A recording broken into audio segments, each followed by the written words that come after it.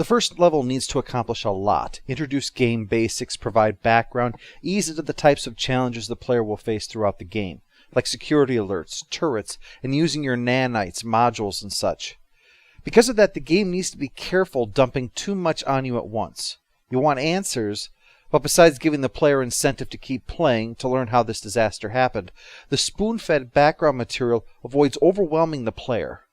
For that reason, the first level is mostly about world building, what this place is, who the adversaries are, and how do things work here. Xerxes, the computer, appears to be an independent, self-aware system, as its asides to the player seem to indicate thought rather than a mere reaction to your behavior. The computer and the hybrids, those dudes with the worms stuck to the sides of their head, they speak of the many, which seems to be a separate but aligned force in control of the biological, while Xerxes handles the technological. The game has detailed information available thanks to the research option. The hybrids, for instance, are transformed because of that attachment, with the claim that it's safe to kill them because they're not human anymore. At the same time, it's clear there's some vestige that remains of the person that they were, as hybrids don't always speak of discord or desiring your flesh. Sometimes they plead, "Kill me," or force out, "Hurry, run!" They provide a significant amount of the atmosphere that we find on this level. Their inhuman voices and unnatural words make clear this is more than something gone wrong. Something alien has taken root here. The backstory is provided via discs that you find, audio recordings with an image of the speaker. Important because with few exceptions, that's all you're going to get from these other people, an audio snapshot of a moment of their past, not too different from the ghosts that you're witnessing.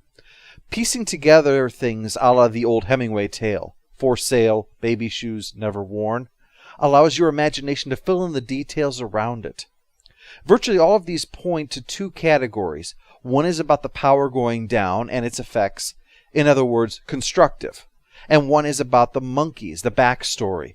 The experimentation combined with the actions of the many has resulted in angry psionic killers. A goofy error is repeated mentions of chimpanzees when these creatures are visibly monkeys, and they are described that way in text. After we've navigated through the first two areas and entered the crew quarters, that's when we really start to get a picture of what's happening, a sign of alien life and a sign of artificial intelligence at work.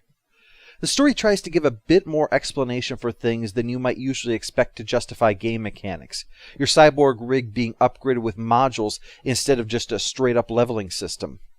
Even what would typically qualify as spells are part of the idea of psionics, which, while a softer science, they do try to give it a bit of verisimilitude. First by stating that you need a year in some kind of sensory deprivation facility to move you towards untapping that ability, but even once you've done that, you need a device to help you focus that into something practical. And the rest of the tech is reasonably straightforward, with the only glaring exception being the reanimation device, which is explained away with a shameless stream of technobabble. Also, I have to comment on the starting room. I know some people probably noted during the backdoor rant that there was an elevator pad in that room, except the only place for that thing to go was down. So in other words, you've just performed surgery on a patient so severe it demands that you place them in one of these pods. But the only two ways to get into that room are to climb down a ladder or come up through engineering. Neither of which sounds like a good way to transport someone who just had major surgery.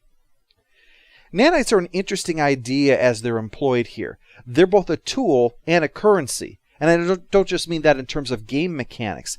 The nanites have literally become the currency of the world. The replicators help to illustrate that.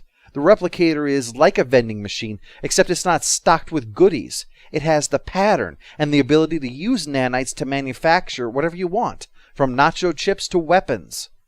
These replicators have a nanite price for each item, but you can hack them, usually allowing for a much lower price afterwards. So logically, what you're doing isn't hacking a better price.